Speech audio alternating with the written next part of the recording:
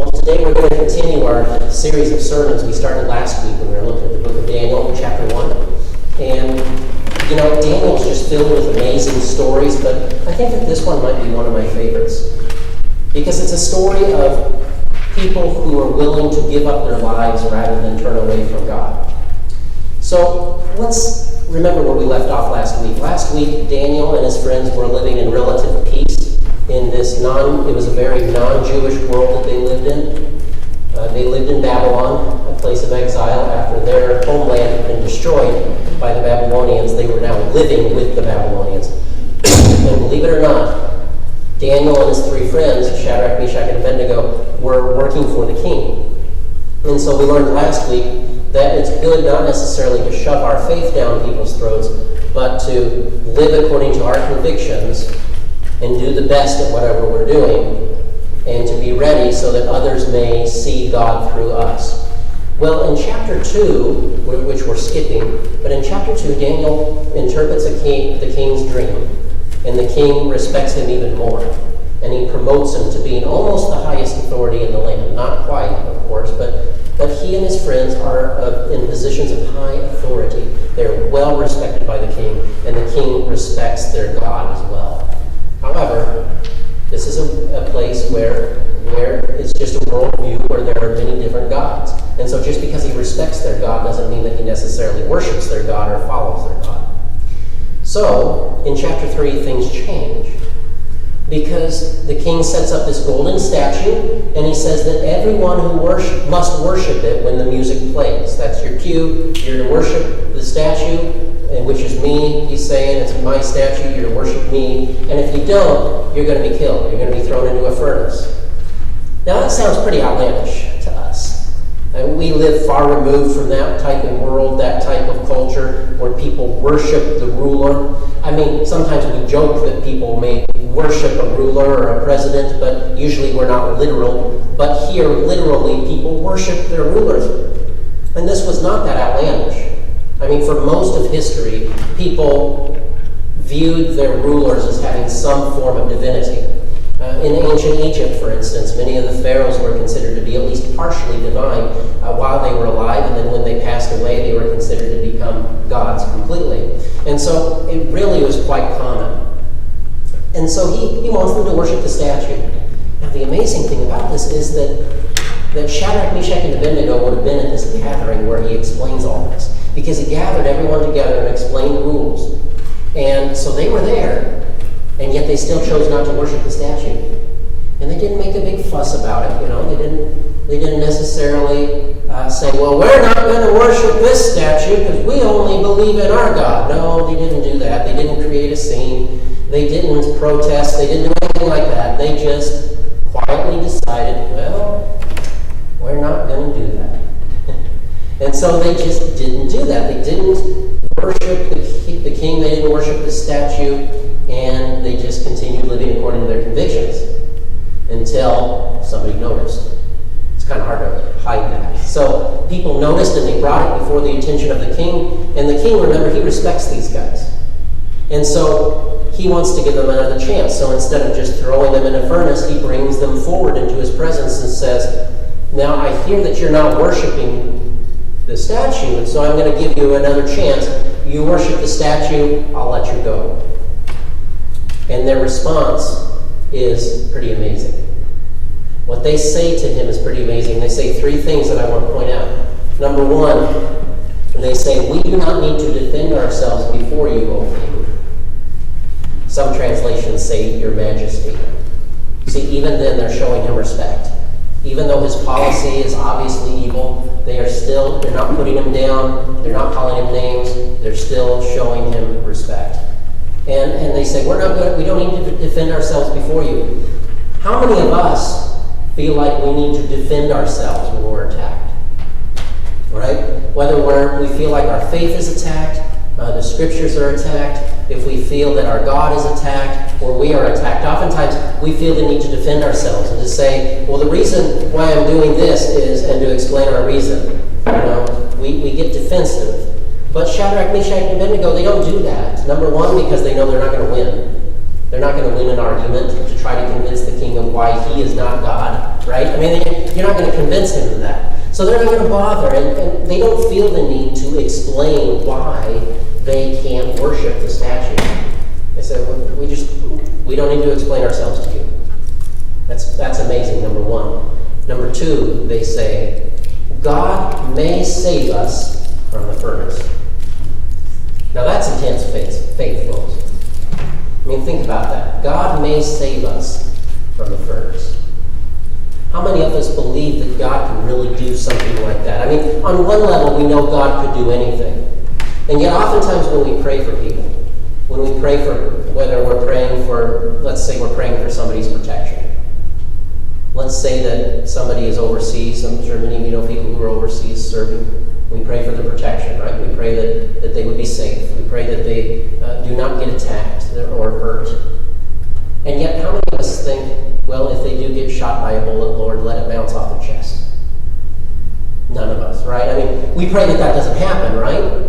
Or that they survive at least, but we don't pray. I mean, kind of the fantastical prayers, you know. That's what Sadrach, Meshach, and Abednego are saying. Well, God could save us even if we end up being thrown into the fire. We'd be praying we don't throw into the fire, but if so, we'd probably think, all hope is lost. Well, this is intense faith. So number one, we don't need to defend ourselves. Number two, God could save us from the fire. Number three, even if he doesn't, we will still not worship you. Right? So even though they have intense faith, they still leave that conclusion that God might not save them. I think that's a good model for prayer. When we pray for somebody, to pray for what we wish for them, of course, pray for someone's healing, pray for a miracle, by all means. But also, I don't think it's wrong to say, but God, if you choose not to, be with them no matter what happens. Right? So oftentimes if somebody has a terminal illness or is nearing death, when I pray for them, I'll pray for healing. But I will also pray that God will be with them no matter what. And I don't think that shows a lack of faith. Because if that's a lack of faith, then Sadrach, Meshach, and Abednego also had a lack of faith. And I don't think that was true. Right? I mean, they actually believed God could save them, but they also acknowledged he might not. And we know that in many instances, for whatever reason, God chooses not to miraculously intervene and save somebody. We don't know why, but that's just the way it is. The reason we call them miracles is that they don't happen that often, and they're pretty amazing when they do. And so by all means, we pray for healing. We pray for a miracle. But we also acknowledge, and it's not a lack of faith, but it's just acknowledging that God has the final say. And we basically end our prayer with, thy will be done. Thy will be done. Be with this person no matter what happens. And that's kind of what Sadrach, Meshach, and Abednego are doing. But I think that what they said, their response, is even more amazing than the fact that God saved them, right? I mean, we know how the story ends. God saves them. They're not hurt in the fire. God can do anything, right? I mean, okay, God saves them. God created the world. God split the Red Sea. You know, God can do anything. But how many people can stand up to somebody like that and say, well, we may die, but even so, we're not going to worship you. That in itself is also pretty amazing, I think. They were willing to sacrifice everything, including their very lives. And so that leads us to ask the question, what are we willing to sacrifice for our faith? In America, as I said last week, we live in a multi-ethnic, multi-faith culture, and that's a good thing. We live in a place where we're blessed with abundant resources.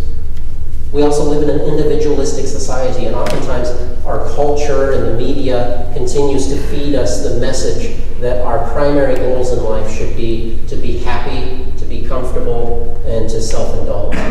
Right? Those are the messages that we get oftentimes in the media. Buy, do, get, acquire, possessions, money, riches, comfort. Make sure you're comfortable above all else. Make sure you're satisfied above all else.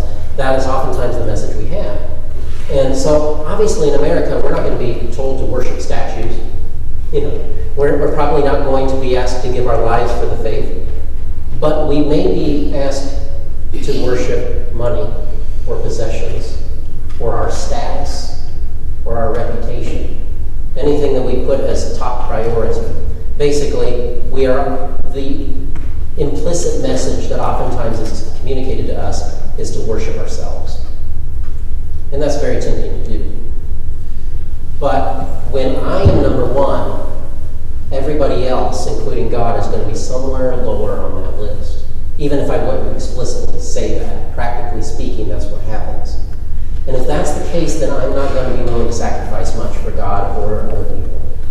So, how much are we willing to sacrifice for our faith? Are you willing to give a day or more of your time to help someone in need? Are you willing to give your money to fund something that's underfunded that would change people's lives? Are you willing to use your talents and your resources to bless other people? What are you willing to sacrifice? As I said, we're probably not going to be asked to sacrifice our life. But I think that what Sadrach, Meshach, and Abednego teach us is something that they knew, and that is that not everything is as important as we think it is. Right? Our lives are not as important as we think they are. It's not so much how long we live as far as it's about how we live. It's not about when we die, it's about how we die, right? I'm talking about what we leave for other people, our legacy. Because here's the thing, what they understood is that we all die. What an uplifting message, right? We all die. But it's true and we know it. And so Sadrach, Meshach, and Abednego, they knew this, and they knew that if they worshiped the statue, they're still going to die. Maybe not right then, but at some point the time would come when they would pass away, and then they would have to answer to God why it is that they caved in so that they wouldn't have to die at that point, so that they could live a little longer. And that's the thing.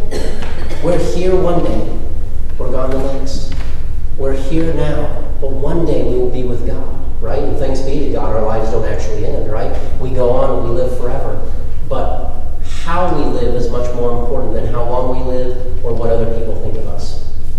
I mean, how many of us are willing to follow the example of Jesus?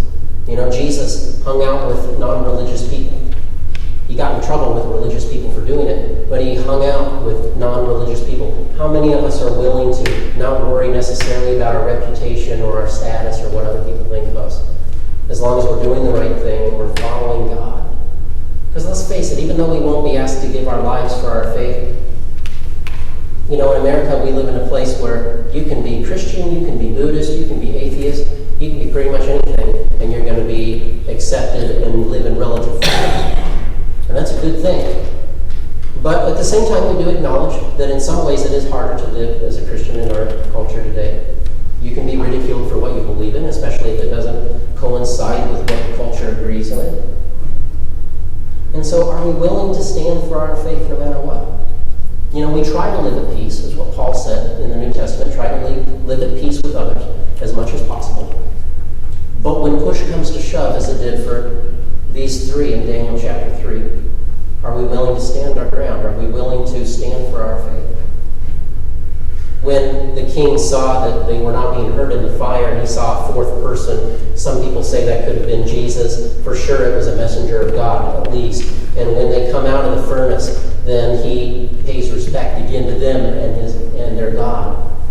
And he says, these three men were willing to give up their lives rather than to worship any other God, and their God saved them. May that be true of us as well. May we be willing to give up anything